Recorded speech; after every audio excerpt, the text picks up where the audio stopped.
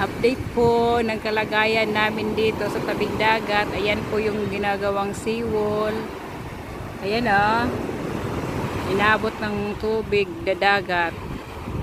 Habagat na po. Ayan po yung bye-bye dito sa malapit ng bahay namin.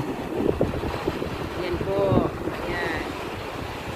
Sana wag naman lumakas ang dagat para di maabot ang aming bahay.